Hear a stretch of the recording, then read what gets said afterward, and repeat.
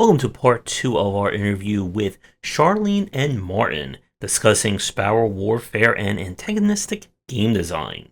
This is continuing already in progress, and you'll find a link to part 1 down below.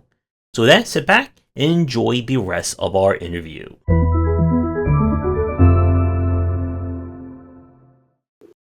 And one thing that I want to ask with you about, you've been mentioning a lot of people enjoying kind of like the daily run mode, the daily play of Sparrow Warfare.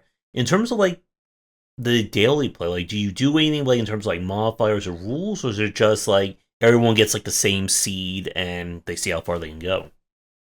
Yeah, so everyone gets the same seed, and it's also set to a particular way. So at the moment, it's either way of fire or way of song, because those are the ways that are in the demo. And then there's always three modifiers for the day as well, and sometimes Explain what a four. modifier is, maybe. Yeah, so a modifier is something like it might give you extra defense, or it might make people immune to your way for a while, or it might give you strength depending on how many enemies are out. There's what do we got 30 different modifiers or so I think at the 28, moment. yeah. 28. So yeah, it's a combination of the three random modifiers, and then sometimes we also have new moon and full moon are also modifiers, and they fire additionally on the actual new moon and full moon of the month. So when those things happen, enemies are either stronger or weaker, depending on which one it is. Because apparently birds actually are stronger and weaker in their mentality on the full and the new moon as well. Maybe us too, and we don't even know about it. Nice. And with, I guess, like coming up with like the different rules or different modifiers like that, do you have any like kind of like ascension modes, or kind of like the different difficulty modifiers from like Slay the Spire or Monster Train in the works? So we have a kind of ascension mode in the for the kind of the single player, the non daily run game. It's as I said before, there's a little bit. I'm in the moment working on making it more smooth, how you would get access to a bigger deck over time. So it's a bit rudimentary, but it makes the game harder, and it also takes you, like, unlike Slay the Spire, where it's mostly about changing how hard the game is by, I don't know, reducing your health and reducing how much health you recover, upping the number of enemies, upping the strength of enemies, upping the HP of enemies, at some point giving you a double boss fight at the end, and so on. Unlike Slay the Spire, we are not only making the game harder. That happens too. There's a little bit of the game getting harder, but we're also taking you through these modifiers that transform the game completely, and sometimes do a thing like give you a lot of starting wild tiles to work with, so you don't start from zero. That kind of makes the game easier, of course, and later we challenge you by, instead of giving you this purely empowering modifiers, we give you modifiers that you have to understand the logic of the deck and the logic of the game to use them as something empowering, instead of them being like just freebies. Yeah, like the pig farm. Like the pig farm. Pig farm, where you start with 3 slot hogs, but also you get strength based on slot hogs in your deck.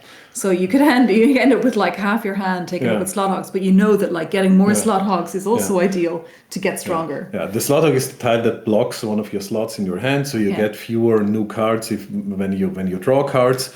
But at the same time, with the what's it called? Your new discard thing? No, the card that gives you strength. 1,000 talents. No. What is he called? Whatever. There's a tile that allows you to get strength based on how many slot hooks you have. So you want to accumulate the negative tiles in order to get a positive result. So you want to have even more. You want to double down on the negative side effects. Now, to deal with that, you have to take on a lot of discard cards to be able to still manage the deck and so on. So it pushes you. It kind of encourages you to go into a specific direction with your deck, and that is something that is an interesting later game challenge in our opinion.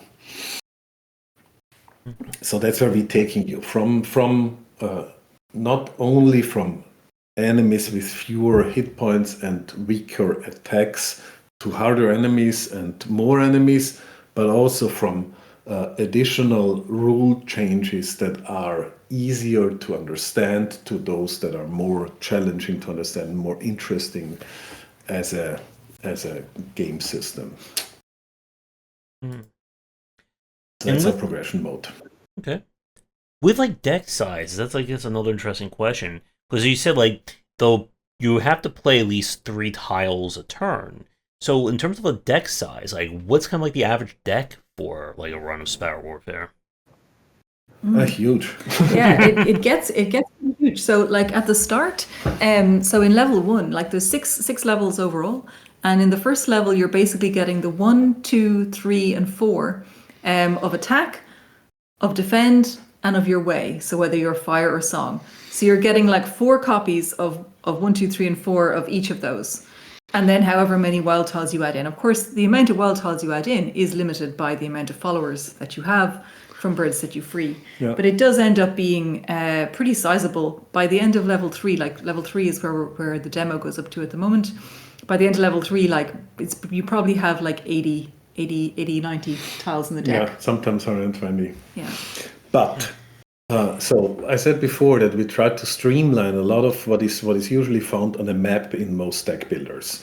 Since there is no map, or the reason why we don't need a map is because we put all of the special things that happens on maps, except for narrative events, because for some reason, despite having a decorated rider, we went against narrative events. Apart from narrative events, everything else we put it into the followers. So what you do is, when you beat one of the elites, which are stronger normal opponents, then their thank you gift is a buff, or can be a buff.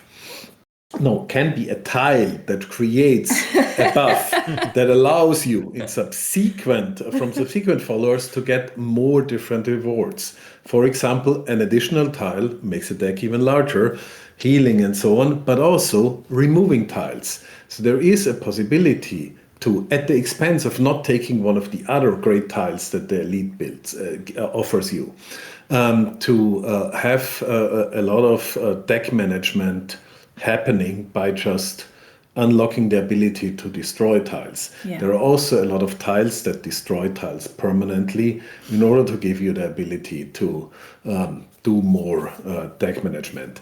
Now, in the moment, the demo we have out is only 3 levels. So there's only that much deck management you can do. In the later game with more levels, it will just play a bigger role what you do to the deck. But that's just, yeah. Because it's not growing that much in 3 levels, and the tiles don't come out often enough, and there aren't enough followers to have that significant effect. But I finished the game with like 25 tiles too. Yeah, there's also like something where the deck size is a lot larger than in a lot of games, but there's a lot of different synergies that can happen depending on what tiles you have. So of course you can be destroying tiles, but then we have one of our tiles which is called Swooperoni, and he basically sets up a bomb. It's an X wild tile, sets up a bomb that will go off in X turns, dealing 50 damage to all enemies. So in the early game, when you have tiles that are like level 1, that's really nice. You can set that up 1/1 and Swooperoni, and all of your enemies in that moment are taken care of. Later on, as you move through the levels, if you use your rewards to delete all level 1 tiles, I mean, yesterday I had the situation yesterday where I was doing so great that I had basically removed everything that was like below 3 or below from my deck. So the 4 was essentially my lowest number card. I had barely any suit tiles at all. I was just a handful of wild tiles and like barely ever having a suit tile to cling onto. And then I would get a few Swooperonis in my hand because it was a special modifier day. And there's nothing exciting to do with that. What's the fun of playing a bomb that's going to go off in 4 rounds? In 4 rounds, I should definitely have won or I'll be dead myself. Yeah. So there's like tiles that work with the smaller tiles, tiles that work with the bigger tiles that destroy. There's always something to be done. Yeah, we have very, very few tiles that are purely powerful, basically. Yeah. That's just, I try to balance everything in a way so that it at least, like the Swooperoni, of course, it's a bomb. It helps you a lot. But it comes at the price of having removed opponents. And we were explaining the song mode before. So song is basically you add to a buff on your opposition, and then you work with that value. So the more opponents you have out, the more of them can have that buff. So you want a lot of enemies up. There's even a tile that allows you to heal your opponents in order to have them out longer and store more song in them that you can then use to, for example, attack the boss. So there is just there are so many things that are balanced against each other. And I have no idea what the question even was. That's how deep the design is. But I'm sure we answered it. Nailed it. Nailed it. I guess to bring us back with the whole antagonistic design, and from designing like the enemy, as you said, like your primary is the story maker, nice. Storyteller. Sorry about that. And like coming up with like the different rules for like how the enemy fights the player. Can you talk a bit about like how did that come to be? Like how we like designing designing like what the enemy can throw at the player, given like the rules of Sparrow Warfare. Yes, so I actually have a gigantic piece of paper over there in the corner where when we first did the first 4 levels and set it out, my idea with that was basically to introduce the player bit by bit to the kind of attacks that the enemies are going to do. So in level 1, you know, they're really only doing like some they're doing some hits on you, they're doing some multi attacks on you, they're doing transform, you know, where they transform into something else. Or where an egg hatches into something else, and those kind of things. And I think one of them can heal. So there's a very limited amount because level 1 you're supposed to just, you know, understand how enemies work, how everything goes like that.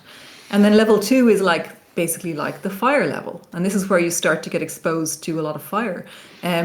Usually some of the early birds of a level are essentially teaching you about, in a small way, what the boss is going to be doing in a big way when he wakes up in a certain amount of turns. So in level 2, there's going to be some fire, there's going to be some removing of buffs, there's going to be mass healing of all of the opponents, things like that. Then like in level 4 is the ice level, level 5 is the desert level where they do like sandstorm and they start like putting tiles into your hand, like basically like blinding you with all of the stuff that's coming in. And at each step of the way, the boss is waking up earlier. So in level 1, the boss has 10 oversight. So basically he will wake up in either 10 turns, but every time you hit him, that counter also goes down 1. So you can wake him up a lot earlier by hitting him, or he'll wake up in 10 levels himself. And then it's like level 2, it's 8. And level 3, it's 6. And level 4, it's 4. And so on and so forth until he's awake the whole time. And it gets more and more challenging like that because we have one modifier for the daily flight where the boss is awake from the start. And that's really hard because their attacks are much bigger and kind of rely upon you having built more of an arsenal of wild tiles from the birds of that level to be able to defeat. Yeah, and I think a lot of this, like as you described, like the birds are trapped in mahjong tiles. The mahjong tiles are in the drawed pile, so you are drawing them. If you draw a lot of tiles to have you to play longer turns yourself, there's a high probability you draw out more enemies. You might want that or not want that. Usually, you rather don't want that because they will attack you. So the selection of enemies is slightly randomized. It's like there is basically 20 per level and 15 of those you get or something like that. Random numbers here, but it's like you can learn what each of them does, which is important for a game, but you don't know which exact set you get in one playthrough. And a lot of them are also made in a way, I think, that the combination of them being out triggers interesting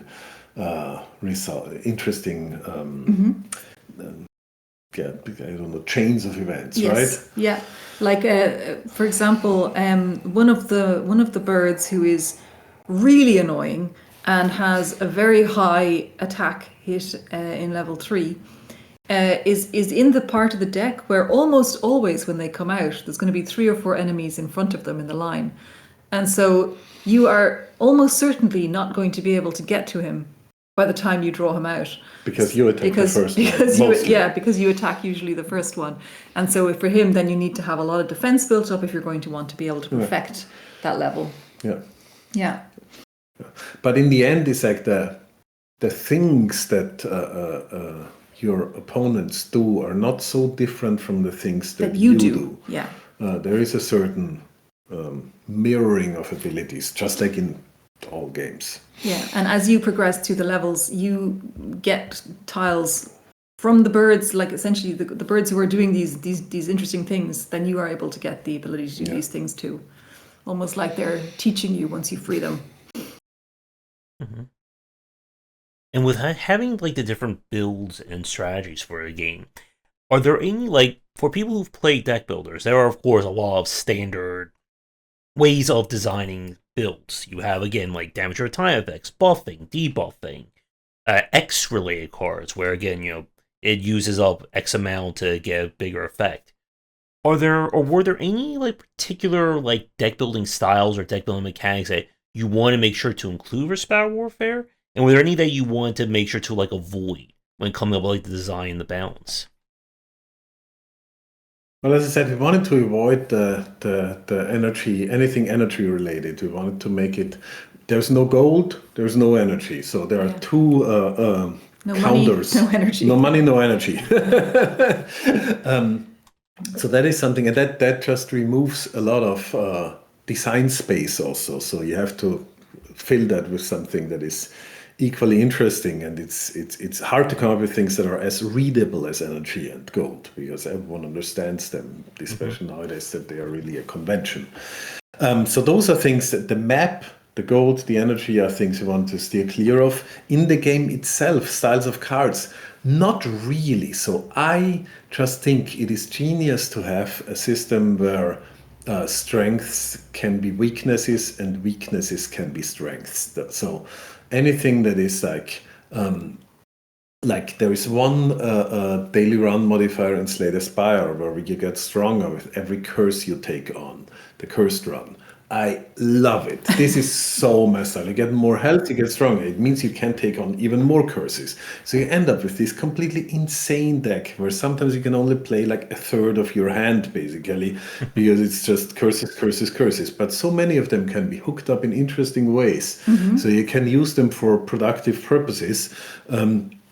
There is like it's fine. It's still an interesting deck, especially if the few cards you have are like really. It also gives fitting. you the permission, because we always try to get Highlander, Highlander or Collector for the daily run in Slay the Spire. So Highlander is only having 1 of each card. Collector is having 4 of it the same. When we try to do Highlander, which is almost always, once you get a cursed run, when you have the cursed run modifier, it gives you the permission to take multiple of the cards you want, and that's fun. So, but what I wanted to say is like I wanted to make the whole game a lot about this kind of.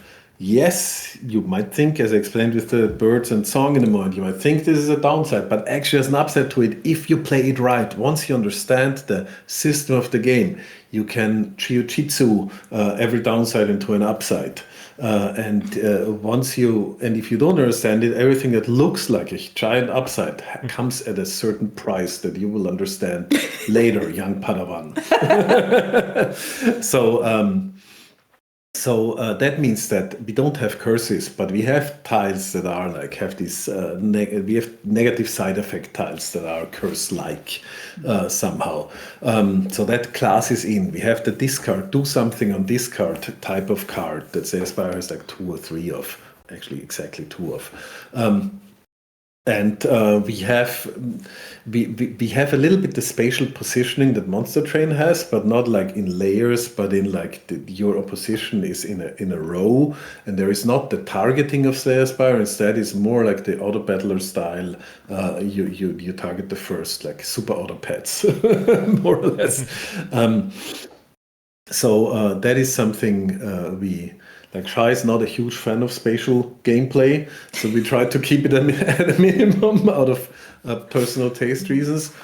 But it's a little bit in there. Yeah, well, that was the thing. You even had a way at one point, the way of the dance. Yeah. Where a lot of the... Yeah, I still want it. I know a lot of the gameplay relied on bouncing the birds around each other, dancing. Yeah, but you need... Yeah. We need to do a bit more with him. Yeah. That'll never be my way. No. And one thing I noticed on the store page, you have the ability to upgrade your various tiles. I guess, like, how does upgrading, like, change, or, like, what does that impact? We don't have upgrading. Well, we have. You upgrade the suit. You upgrade, yeah. Every time you go to the next level, your suit is upgraded. Like, you get added in the next set of the tiles. So, like, in level 1, you have, like, 1 to 4. Is it 1? Yes, 1 to... it's 1 to 4. 1 to 4. And then when you come into level 2, then you get 4 of the number 5s of each of the suits. And with the elite upgrades, you can actually upgrade tiles. So you can lift or you can turn every 4 and a 5 and then 3 and a 2. So your whole suit goes up by 1. Yeah. So since our special tiles, like in most deck builders, you have tiles that just have side effects. So you have an attack 6, and then you have an attack 6 and weaken the enemy, basically, and things like that. So tiles have often, these kind of additional effects. Since in our game, the main what you do, the attacking, is set by your suit, and the additional effects come from the wild tiles that are always X tiles and can be played with any suit. Upgrading those wild tiles doesn't make it's just indirectly done over upgrading the suit. So if you attack 1, 2, 3, that is 6, but if you attack 2, 3, 4, that's 9, and so on. So suddenly upgrading your suit makes that basic attack 50% better. And of course, every wild tile that gets played with those, suddenly you can, if you have 2, 3, 4, you can play 3, 4. And 5 is the X. So the X becomes much bigger than with 1, 2, 3, where it's just 4. That one can make a big difference. Yeah. But we don't have, for example, like, if we have a wild tile that lets you draw 3 tiles, he doesn't have an upgraded form. You can't upgrade a wild tile. Yeah, we have too many wild tiles to make them upgradable, actually. And also, it's... like by having the ability of playing so many wild tiles, it is hard enough to keep track of the ones you have. I felt it's like a not needed pocket of complexity. And also sometimes I like to be a contrarian and be like, no, this this established part of deck builders is not what we are doing. And that's a very interesting point about having, like, how much, like, power and upgrades can come into play. We briefly mentioned, like, Balatro earlier in the conversation, and, like, Balatro is probably right now, like, the most famous, like, the kind of, like, engine building style, where it's about, again, figuring out what is this build that's going to dominate versus you kind of, like, playing against an opponent.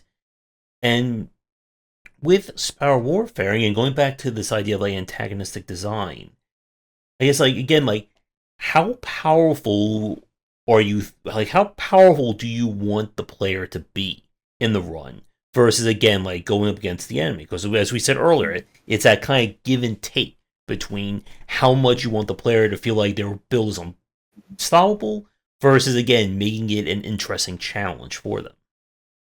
So I think that really depends on the day. So, like, on some days, when you have depending on the modifiers that you have in the flight, you're lucky to be alive. You're happy to survive and get out the other side. Sometimes you're happy to get out and have done it under 20 minutes. But sometimes, like, we'll have a day where the modifiers stack up and the wild tiles stack up in such a way that you're able to build, like, so that your usual attack tile that's worth 3 is now worth, like, 967. And and using him with a few other things, you can, like, make just really, really, really insane things happen in a few seconds of time. And in general, in progression mode, it's like I do not like our game is very much an engine builder like Balatro, in that it also the interaction between different parts is very, very intense. It has more of this kind of longer term synergistic long chains of synergies than most deck builders out there. And what I want for the player is to always, like, once you have a big repertoire of possible, not builds, but build stops in your brain that you can use as the basis for stops. that I run. like that. Build stops. Once you have that, you can build your way towards an engine that works for you in any situation. You just have to have the literacy to see what is possible with what is offered to you. And I think that is kind of what Balatro also goes. I played a lot of Balatro and I stopped at some point because for me it felt a little bit too much like it depends on early luck. Whereas I wanted for our game to depend less on luck, but more on how good are you at the game? How much can you see? How can you build something that survives? A cobbled together engine that isn't really very performant, that allows you to survive until you can build your dream machine. Basically. So that's the vibe you're going for, difficulty wise, and A portfolio career of a deck. portfolio career. Yeah, and I had like the same issue with like Balach and a lot of the other engine builders I play, where again, like it feels like if you're not already like winning or getting really far ahead in like the first like 2 or 3 matches, you're just going to end up falling behind very quickly, and there's not much you can do about that. And I think again, that's kind of like by nature the design, like engine building. So I guess like as another question about Sparrow Warfare, then with again like creating like the different ways. I guess in terms of like the play styles themselves, again, you mentioned of course like fire being like damage over time, one being about buffs and that kind of respect. In terms of fleshing out each way, how has that been like from a design standpoint? Yeah, it's a multi-step process. We talk a lot about the design ideas. So that's how the beginning points. We had like 6 ways or something, or 7 ways even, that we talked about over time. Remember the way of yeah, oracles? the way of Oracle. That was going to work. No idea like, what it was. It was I Ching with the tiles. Yeah. So we have a lot of ideas, and then at some point I sit down, usually quite alone at that point, and just make a core of it. So I make the suit, I make a mechanic for the suit. For water, that was like 3-4 different ones. And then I make a handful of wild tiles that interact with that in interesting ways. And then I test it. And then I see, okay, does this core mechanic for the suit even work? Because like attack and defense is easy if you make this kind of classical game design of a deck builder or any kind of card battler. But anything that goes beyond that is like finding a mechanic that can be used for interesting interactions. Is that there are just a handful of them. Like, yeah, our fire is more like poison in role-playing games, but what's the difference? But it's like, yeah, okay, that's an established thing. We all know you can double down and do interesting stuff with that. Our song is already something that I haven't seen in anything before. So it was a bit harder. But I make like 5 wild cards, maybe 7, and work with that. And at that point, you get to play too, usually, and I just look at her face and I know if it works or it doesn't work. And more often than not, it doesn't work. So I have to go back to the drawing board. There's with water, like really 3-4 times. I had to completely redo it. And now it's still. And then what I get is something that is either too strong or too weak, of course, because like it's very, very the area that you want to hit when it comes to the starting might that it gives you as a player, the starting power it gives you as a player, and B, the kind of trajectory you want it to grow in, the player to grow in ability by effectively using that new suit in the new way. It's so narrow and it's really hard to get it right. So it doesn't like it gets super OP within one level, boom, or it just never leads anywhere. So finding that sweet spot is really just takes loads and loads of inspiration. Like with water, it was months. Like that's the only thing where we are late because it took months to find another suit that actually works. To find the fun in that.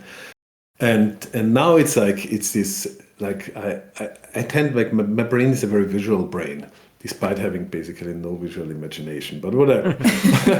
I had to see it really quickly. Fire is like, it starts off quite strong, but it doesn't escalate wildly from there. It does a little bit, and if you know what you're doing, you can make it escalate wildly, but you have to be really quite knowledgeable in the game to see those possibilities, to figure out the engine to make it do that. So usually it's like it starts strong, and it just goes from there. Song is different. Song starts out quite weak, and you're really like, you have nearly twice as much health because you take so much damage until you finally get going.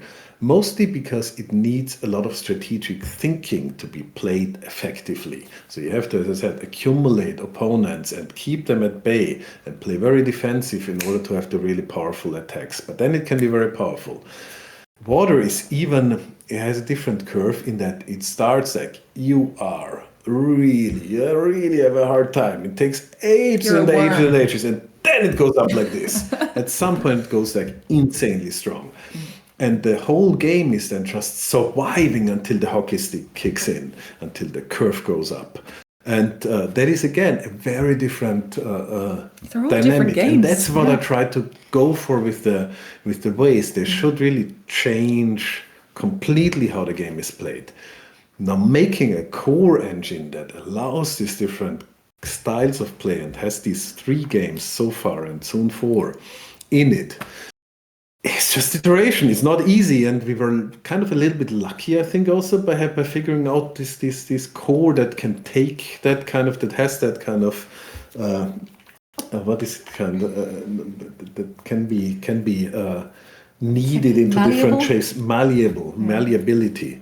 Like we were lucky, but also we were just thinking about card games for so long that we just had a richer pool of inspiration than people who haven't played. And if anyone wants to try actually some of those old card games, we started making YouTube videos for the really old ones that there are no videos favorite for. Ones, Because when we first started learning Stromhandel, we really wanted to know how to play it properly, and we had to just read a lot of books and a lot of little old, super old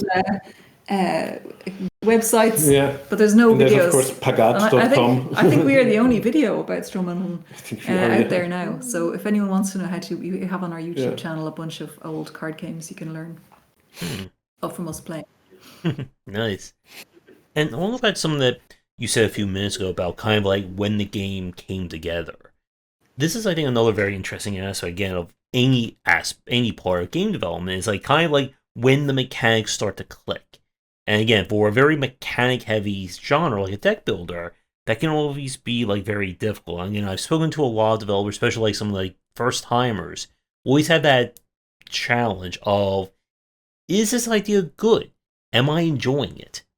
So I wanted to ask both of you, like, as you were doing like early playtesting and iteration on Sparrow Warfare, at what point did it kind of like click for both of you? Like, this is really enjoyable that, we can see turning this into a full game. Honestly, it was the first day we did our paper prototype. Yeah.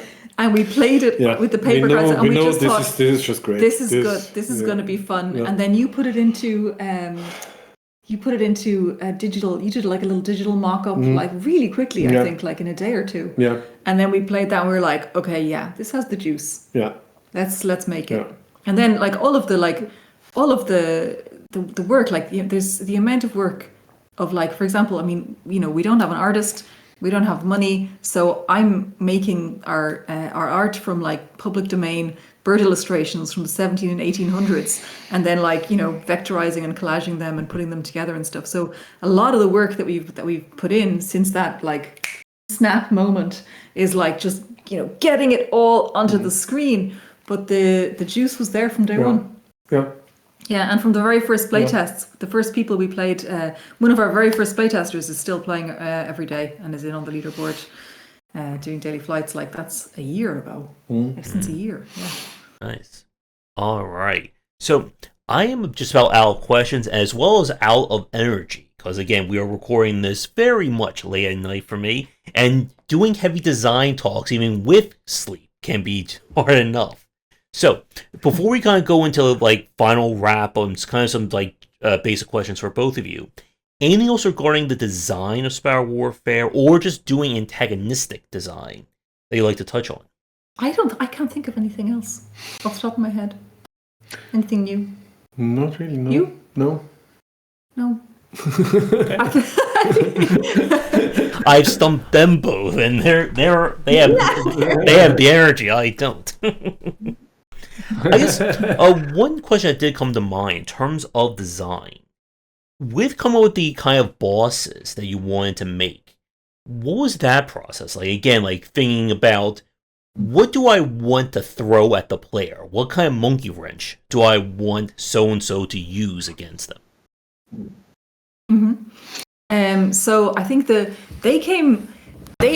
are one of the pieces of the game that came from this kind of story side, I think, before the mechanic side, because we thought about the different biomes. So, like, for example, the first level is like each biome is like a different types of birds and different things. So, like, the first biome is garden, so it's all garden birds, and then the second is what is the second? Forest and mountain. And the third is the jungle. Fourth is the desert, etc. And it goes on like that. And what I wanted was to have the bosses of the levels are basically the henchmen of the storyteller. And so they're actually human or humanoid in some way. Human-esque maybe is the right way to say it. And so like they're like doing the bidding of the storyteller, like alongside the trapped birds. So they're like so basically like while you free the trapped birds from the mahjong tiles and they come and join you, you actually just you kill the bosses. And the first one, like so the level 1 is the beekeeper, and he's actually it's like a full beekeeper outfit, like a beekeeper hood, but the face is just full of bees. So like that's what I mean. It's like they're not like human exactly, but like they're the sort of like human concepts. The beekeeper. Level 2 is the falconer. Then we have the poacher. For the jungle, we have the trawler captain in level 4, the taxidermist in level 5, and level 6 is of course the storyteller, because we're at the end of the game and we hit the final point. And they all have very different things going on. I mean, the beekeeper is very basic. He just hits, and he hits hard, and he keeps hitting harder and harder and harder. And if you can't stand up to the challenge, then you're knocked out. He's the kind of Udex Skunder from Dark Souls 3 kind of boss. The falconer is all about fire and taking you down in that way. It's really hard to get rid of fire without using a lot of followers to do so. The poacher destroys your tiles. So he's like another kind of thing, because like you either use them or lose them, baby. They're gone. He's going to start eating them up in front of you.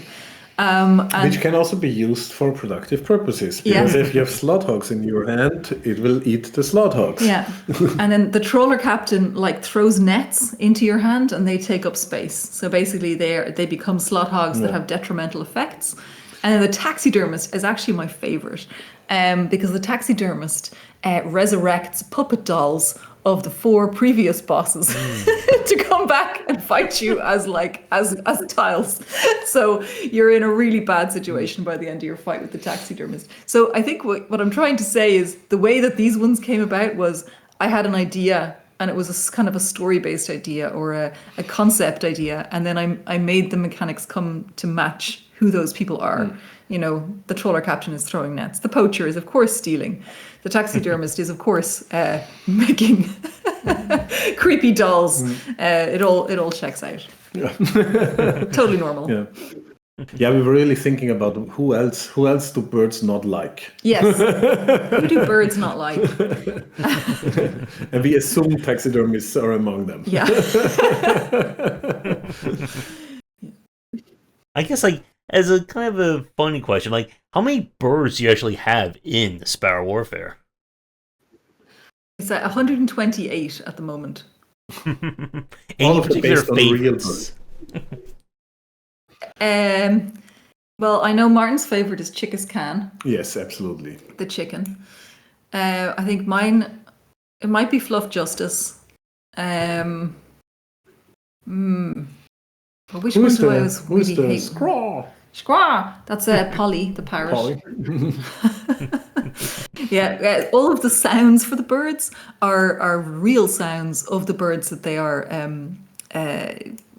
depictions of, like taken from real bird recordings. So some of the sounds we get really excited about, like the squawk is this particular parrot sound, and when you hear it, it's just like it's so addictive. And in fact, that is also the origin of one of the best bugs in our game, which is that I had a picture of a European magpie, but the sound of an Australian magpie, and for a magpie card. For our magpie character, Magpie, and that has been the source of several bug reports from different people. Yeah, and I still haven't fixed it. All right. So I think with that, just some final wrap-up questions for both of you, and then we will say goodnight, or I will definitely be saying goodnight for a little bit. So first off, as you said earlier, the demo is currently available on Steam, and I'll definitely be checking it out as well. So in terms of release, you have any like estimated release date for the game? Yeah, we don't say the release date yet, do we? Yeah, but it's this year. Yeah, later this year. Later this year, yes. Okay. And besides being on Steam, are you planning on putting on any other platforms? I think it would be so lovely on mobile. Actually, it's so like good on the on iPad. I would love to have it on the iPad. That would be the best platform. But I also know the market is very small on iPad, so it's not that likely. The consoles are the Switch would of course be a lovely target for it too. But it will depend on how well the Steam build does, because Steam we can do very easily on our own by ourselves. And I've been through a lot of console releases. I know how much administrative and technical work it is to get that running. And I would only do that since we finance this game ourselves, it has to be. It has to make sense. It has to make sense, yeah. And one thing that I've been thinking a lot more about is how a lot more games are premiering at different festivals on Steam. Have you given any thought to having the game appear on any upcoming festivals that are showing up? Mm-hmm. Yeah, so we actually had the best performance of wishlists last month, where we were in the Games from Ireland Steam event, and that was really nice for us on the weekend. And then in 2 weeks we're going to be in Deckbuilder Fest on Steam. And then we actually we've applied to a bunch of others, and like we haven't heard back from all of them yet. But I actually am setting up my own Steam event called Birds of Play in October. Which I sent out an application form for a few weeks ago, and I've already applied to Steam, so I'm waiting to hear back from them. But like we have like over 120 bird games, and like we curated these. Like we went through and checked. Yes, they are bird games. They're about birds. They got bird characters. They're birds. So we've got like 120 bird games already applied and excited to be part of it. So hoping that Steam approves and says yes and everything, then we will have the Birds of Play event in October this year as well. Nice. And if anyone knows any other events we should be in, please tell us. We are all about being in as many as we can. We just don't get accepted to all of them. But thank you for reminding me about Deck Building Fest, because that's going to be my new project I'll be covering in 2 weeks' time. Yeah. All right, yeah. And yeah, like the festival scene has been, I think, another very huge boon. I think going back to what we were saying at the very beginning, it's a very big change in terms of how indie developers have been marketing their games over the last, like, it's like 6-7 years now. Yeah, yes. It seems like it really. So we're part of the How to Market a Game Discord, and it's really great. Like for anyone who like me doesn't really know anything about the business side of things with games, it's a super good window into understanding more about getting visibility for your game. And yeah, it seems like for most people, it's like the big spikes in wish lists are now all coming from either being an event or a big content creator seeing and covering your game. That's like, those are the ways in now. Like somebody writing about it or tweeting about it is not as much, is not as worth as much as just, being in an event or being covered by a creator. And that's actually one of the big changes also in the last, since the first question was what has changed in the 10 years, that the work with media has changed a lot. I used to just maintain communication to key journalists to get stuff out, and that was enough to make it into now and then into media. But nowadays, just games media basically doesn't exist. It's a handful of sites that are like worker-owned nowadays that are doing actual journalistic work, and the rest is just aggregating press releases. And streamers became the big new thing, and Steam itself also discovered so much of its own power. All right. So I guess, and for kind of like my final questions then, first off, do you have any social media you would like to mention for anyone watching? Yeah, we have Neon Aurelius. We've got a YouTube channel. We have Neon Aurelius on Bluesky as well. We have our Discord. Our Discord channel is super nice. If anyone wants to come hang out, we post pictures of birds, we share recipes, and we share our crazy builds. On TikTok, but it's my account, but it is us. Alphashar is my name there, but it is just ours. And we are also on Instagram. We've tried to get on Instagram, but we're not super popular there yet. I think our YouTube and Bluesky is the main spots, and then Discord for the cozy community. Great. And do you have any final thoughts or anything you'd like to say to the fans watching to take us out? Oh, well, I guess go for walks, write on paper, iterate. Try out the Sparrow Warfare demo if you have a time like what we do we have demo Saturdays where we basically on Saturdays we just play 5 demos every Saturday to see where things are at. Like that's a super fun way to keep up with what's going on in games and just see like where your space of the genre is at. So if you're into that, you could add Sparrow Warfare to your list and give it a try. If you like it, give us a review. Yes, reviews are very helpful. If you don't like it, just send us an email. Don't give us a review. And generally, just like it's crazy how much fun it is to innovate and to really make something that is different, that is kind of coming from a genre, but really throwing out a lot of conventions and trying to do its own thing. But it's insane how hard it is to market something that isn't immediately recognizable as this is a fancy deck builder. So have fun with marketing. Yeah, and if anyone has any hot ideas for like a really snappy elevator pitch for us, send it over. All right. But yeah, I think that's it. Yes. Yeah. All right, fantastic. Again, this has been a really great conversation, and we could probably still keep going unless I fall asleep as we're chatting. So I think we better end things here. But yeah, like I said earlier, if the two of you are free in the future, like to come back on and chat, definitely feel free to reach out. We can make that happen. Sounds good. Thanks so much for having us, Josh. It was really nice to chat. And yes, that's a very good question. I love talking about all of the stuff I was talking about. As you could hear from my rambling. But yeah, this was lovely. Thank you very much. Yeah, and thank you for listening, everyone. Yes. Bye. No problem. Bye, audience. So, for all of you watching, we're going to end things here for our conversation. Be sure to check out Sparrow Warfare. There'll be links to all the social media, store page, and whatnot down below. As I said at the start, if you are a developer working on a game and would like me to cover it, want to come on and talk about it, be sure to get in touch any way that you can. And for the YouTube folks, do all that YouTubing stuff. Check out my Discord. Buy all the many copies of the books that I have available. And with that, I am going to get some sleep, and I'll let Charlene and Martin get back to starting their day. So, thank you everybody for tuning in. And come back for daily sessions on game design here, and on game wisdom where we examine the art and science of games. Until next time, take care.